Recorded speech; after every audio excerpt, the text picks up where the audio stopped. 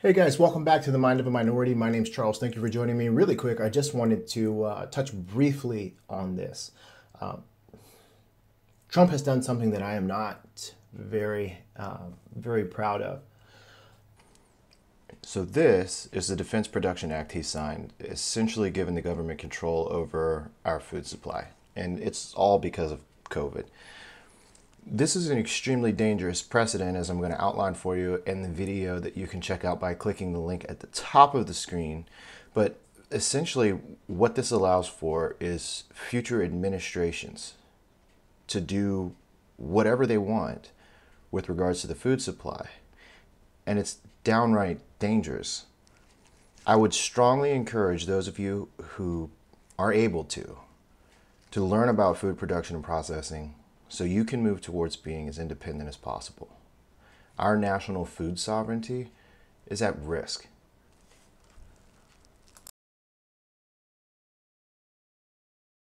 I don't consider myself a Republican or a Democrat. I feel like the two-party system is extremely corrupt. It's probably the worst way that our political system can continue with any sort of expectation that freedom will persist. Because when you have two parties that have largely been corrupted by two very different motives, on the left, you have folks who are strictly interested in their own gain of power, political power.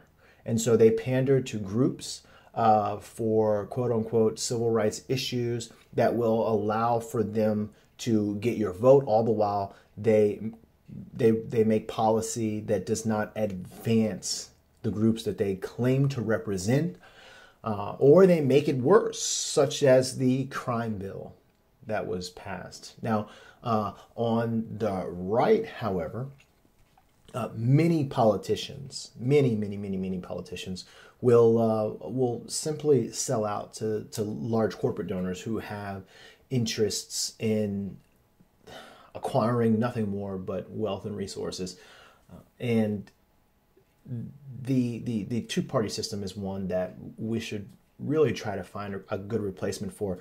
A lot of this ties into our national banking system, how we allow money to be created, how money is lended, and perhaps I'll cover that in another video altogether. But what we're seeing right now on the horizon is the birth of a technocracy. As a matter of fact, that technocracy has already been born. What we are seeing right now is the maturation of a technocracy, a system whereby all of us citizens are plugged into a grid that is managed and controlled by technology. And once we as a society become so heavily dependent on this technology, there ultimately will be no turning back. And the methods of communication that we rely on, Facebook, Instagram, Twitter, are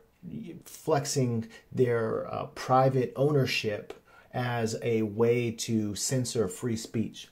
And while yes, there can be an argument made for this being a private business, and so therefore they can determine what sort of message is shared across their platform, they're behaving as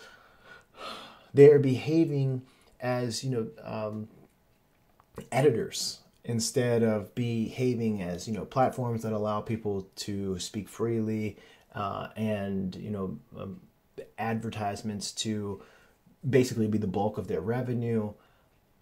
This it's a very scary time that we live in, because if YouTube decides to censor you, or if Instagram or Twitter decides to censor you, regardless of the degree of valid information in whatever it is that you are sharing, if it does not align with the narrative that the company itself supports, being that company has 70, 80, 90% of the market share for that distribution of information or that mode of communication, we are allowing ourselves to be boxed in to a mode of communication which can be censored at will.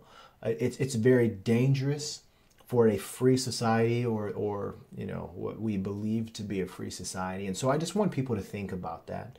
Moving forward, you know, how can we exercise our rights on platforms that are going to respect those rights? Platforms such as BitChute, or I think it's pronounced library. It's lbry.com. You know, platforms that allow us to say what we want to say, how we want to say it, and when we want to say it, without the threat of being censored. Because this is going to be the biggest issue in the fight for freedom moving forward. If groups like Instagram, Twitter, and Facebook decide that one day they do not support the Second Amendment, well, then if they decide to, if for instance, YouTube decides to demonetize your Second Amendment video, your video that supports the Second Amendment, well then, because YouTube is not going to get paid off of no ad revenue, they're not going to promote your video to the public, and you're not going to reach as many people. But if you have a video that runs counter to the Second Amendment, right? If you make a video that explains why we need gun control, and then they're just not good. They're going to show that video to everybody, right? And so they'll get more ad revenue.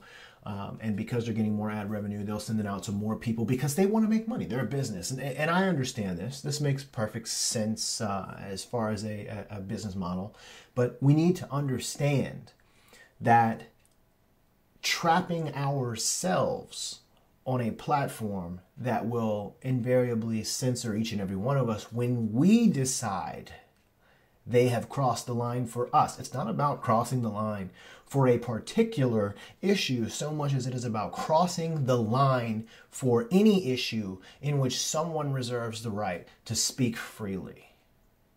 And so I'll leave you with that. Please think about it. How can we ensure that we as a society do not trap ourselves using platforms produced by, you know, Silicon Valley's elites, and we retain our right to the freedom of speech and express ourselves, express our support for any other rights or issues that may become a hotly contested topic in American politics. Thank you so much. I appreciate it. Wish you all the very best. Love you all. And I'll see you soon. Thank you.